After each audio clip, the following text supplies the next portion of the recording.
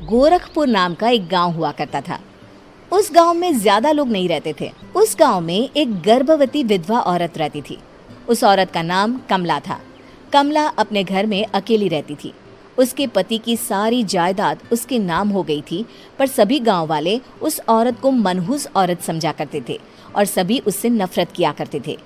एक बार कमला राशन की दुकान पर खाने का सामान खरीदने जाती है। भैया जी, जरा 1 किलो दाल चावल देना। अरे हाय हाय हाय हाय हाय! अरे मनहूस औरत, मेरी दुकान में अपशुगन करवाने आ गई क्या? हैं? चल जा यहाँ से, मैं कुछ नहीं देने वाला हूँ तुझे। भाग भाग यहाँ से, चल जा, निकल। भैया जी, ऐसा मत कहिए, मैं गर्भवती हूँ, मुझे खाने की बहुत जरूरत है, मुझे खाना दे दीजिए। दुकानदार कमला को वहां से धक्के मारकर भगा देता है। तभी कमला रोते रोते उस गांव के किन्नरों के इलाके में आ जाती है।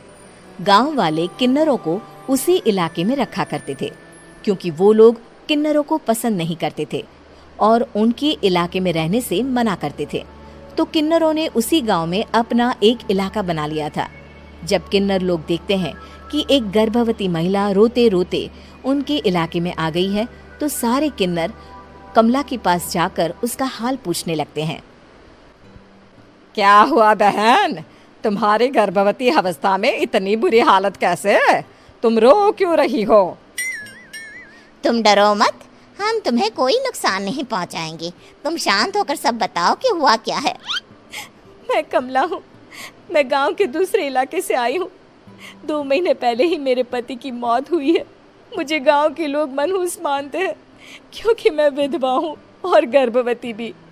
वहाँ के लोग मुझे खाने के लिए कुछ बेचने के लिए भी तैयार नहीं, जिससे मेरा गुजारा नहीं हो रहा था। कोई बात नहीं कमला, हम तुम्हारा ख्याल रखेंगे। किन्नर लोग कमला को एक खाली घर में रहने के लिए जगह दे देते हैं और उसकी देखभाल भी करते हैं। कुछ ही महीने बाद कमला अपने बच्चे को जन्म देती है, पर अफसोस, कमला बच्चे को जन्म देते ही अपनी जान गंवा देती है। जब सब किन्नर बच्चे को देखते हैं तो बहुत खुश हो जाते हैं, क्योंकि वो बच्चा भी किन्नर ही था। कमला ने एक किन्नर बच्चे को जन्म दिया था। अब इस बच्चे की देखभाल कौन करेगा? हम तो इस बच्चे को गांव के दूसरे इलाके में भी नहीं भेज सकते। और तो क्या हुआ, इस बच्चे की माँ नहीं रही तो हम इसे पालेंगे। अब ये हमारे इलाके में रहेगा, हमारे साथ रहेगा। फिर वो किन्नर उस किन्नर बच्चे को गोद ले लेते हैं, उसका नामकरण कराते हैं। उस किन्नर बच्चे का नाम शक्ति रखा जाता है। देखते ही देखते शक्ति बड़ी होने लगती है। उसके रंग रूप बहुत सुंदर थे। वो बहुत सुंदर किन्नर दिखती है। एक दिन शक्ति एक किन्नर से पूछती है, माँ जी सुनिए ना, ये गांव के दूसरे इलाके में भी तो लोग रहते हैं, तो हम वहाँ क्यों नहीं जाते? हम उनसे अलग क्यों रहते हैं? शक्ति, क्योंकि वो लोग हमारे जैसे नहीं, वो लोग हमें पसंद नहीं करते, इसीलिए हम उनसे अलग रहते हैं। क्यों? वो हमें क्यों पसंद नहीं करते? मुझे एक बार उस इलाके में जाना है, मैं एक बार वहाँ जाकर घूम कर आऊं। शक्ति, खबरदार, जो तू उस इलाके में कभी भी गई तो अपनी जान नहीं गंवाना चाहती तो उस इलाके में कभी कदम भी नहीं रखेगी, समझी? इतना कहकर वो किन्नर वहां से चली जाती है। शक्ति उस किन्नर की बात सुनकर बहुत रोती है। माँ जी, ऐसा कैसे कह सकती है? उन्होंने इतनी सी बात के लिए मुझे इतना डांटा। अब तो मैं उस इलाके में जरूर जाऊंगी। फिर एक दिन शक्ति गांव के दूसरे इलाके में चुपके से जाती है। ये लोग तो हमारे जैसे ही इंसान हैं, तो ये हमसे नफरत क्यों करते हैं? जब शक्ति उस इलाके में पहुंचती है तो गांव के सारे आदमी उसके रूप से मोहित हो जाते हैं। वो लोग ये अंदाजा नहीं लगा पाते कि वो किन्नर है। शक्ति की सुंदरता देखकर सारे गांव वाले उसकी तारीफ करने लगते हैं। तभी गांव का चक्कर लगाने गांव के जमींदार का बेटा हर्ष वहां पहुंचता है। हर्ष भी दिखने में बहुत सुंदर होता है। जब हर्ष ने शक्ति को देखा तो वो भी उससे मोहित हो गया, और जब शक्ति की नजर हर्ष पर पड़ी तो वो हर्ष को देखकर मोहित हो गई। आपको पहले कभी इस गांव में देखा नहीं। इस गांव में आप नए हैं क्या? जी नहीं, वो मैं बस। तभी शक्ति बोलते बोलते रुक जाती है और मन में सोचने लगती है, अगर मैंने इनको बता दिया कि मैं दूसरे इलाके से आई हूँ तो वो समझ जाएंगे कि मैं किन्नर हूँ, इसलिए मुझे इनसे झूठ ही बोलना पड़ेगा। शक्ति हर्ष को कहती है, जी हाँ, मैं इस गांव में नई आई हूँ, यहाँ अकेली रहती हूँ। वैसे आप कौन है?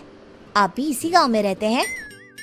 जी हाँ, मैं इस गांव के जमींदार का बेटा हूँ। आपको किसी भी चीज की जरूरत पड़े तो आप मुझे बता देना, मुझे अच्छा लगेगा।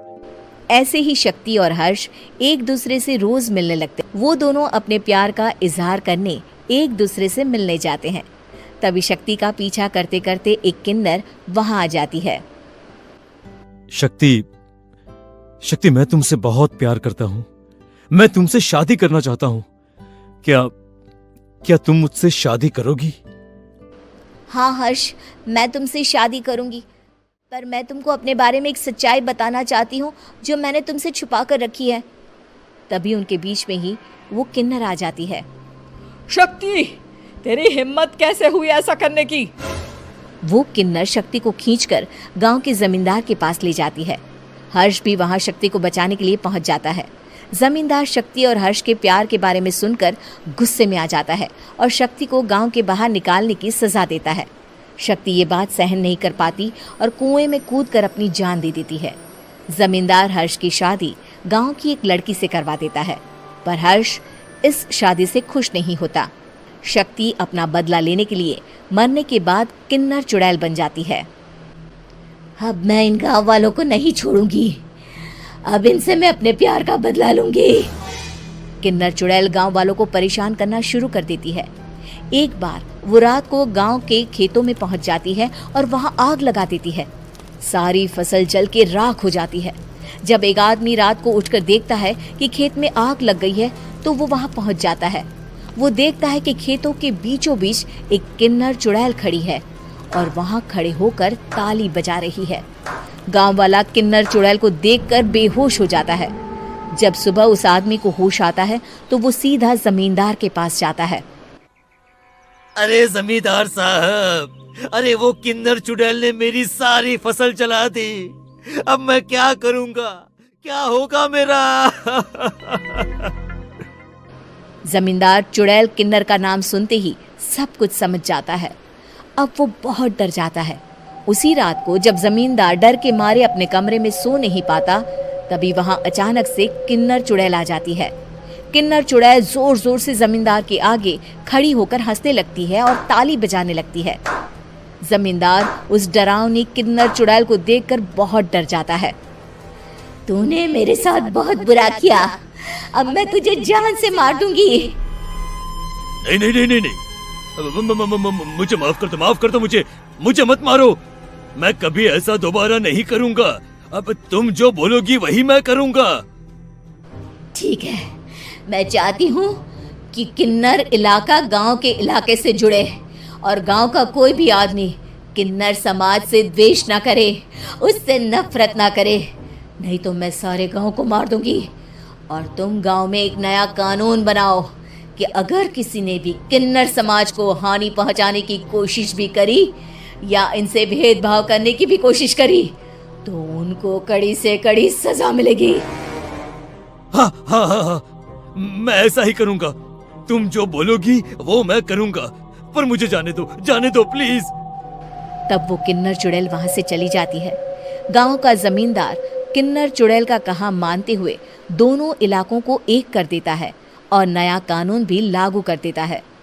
तब से वहां किन्नर समाज और बाकी गांव वाले शांतिपूर्वक रहने लगते हैं।